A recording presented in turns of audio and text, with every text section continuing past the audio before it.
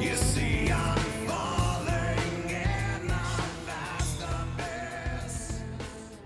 Szent akarok lenni. Milliók lelkét megmenteni. Harcolni akarok a gonosz ellen. Azt akarom, hogy minden templomban ott álljon az életnagyságú szobrom. Várjunk csak. Tudod egyáltalán, hogy ki vagyok? Azon gondolkozom, hogy talán még sosem hallottál rólam. Ebben az esetben hadd mutatkozzam be.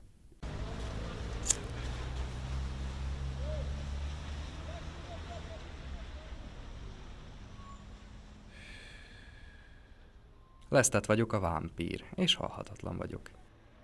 Többé-kevésbé. A napfény, a húzamosabb ideig lobogó tűzheve elpusztíthat. De az is lehet, hogy nem. Termetem öles, ami igencsak hatásos volt 1780 körül ifjú halandó koromban. Bár ma sem rossz. Majdnem a vállamig omló, csigás, dús szőkehajam fehérnek látszik a neonfényben. Szemem szürke, de átveszi a környezet kék és ibolya színét. Elég rövid, keskeny órom van és formás szám, mely csak egy cseppet túlméretezett az arcomhoz képest. Nagyon kegyetlen vagy nagyon jóságos tud lenni, de mindig rendkívül érzékű. Szent akarok lenni. Milliók lelkét megmenteni. Szent akarok lenni. Halhatatlan akarok lenni.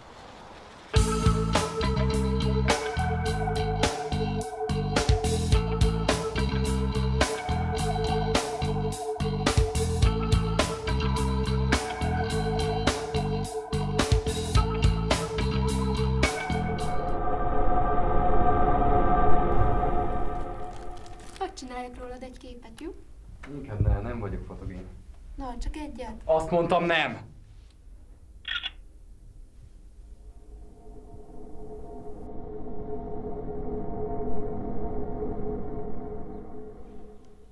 Minden vámpír számára eljön az az idő, amikor az örök életnek már a gondolata is elviselhetetlenné válik. Az árnyvilágban élni és táplálkozni, kizárólag a saját fajtáddal érintkezni. Magányossá és üressé teszi a létet. A halhatatlanság kezdetben jó dolognak tűnhet. Egészen addig, míg rá nem jössz, hogy egyedül kell elviselned.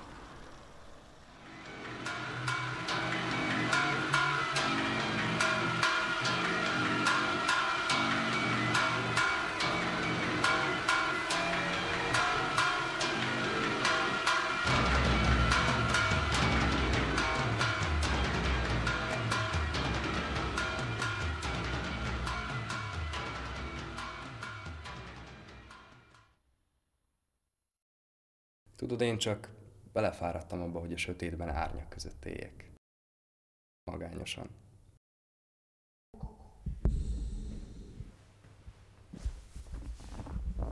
Mit akarsz tőlem? Társat akarok. Csak én maradtam magamnak. Azt még Máriusz tanította. Ő teremtett. Nem akarok egyedül maradni. Most én leszek a te teremtőd.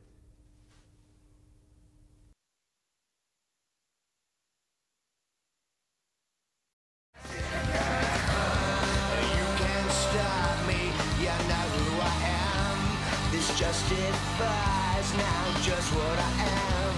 You crucify me, won't lay by my side, and now you need me until you can't stop me. You know who I am. This justifies now just what I am. You crucify me, won't lay by my side, and now you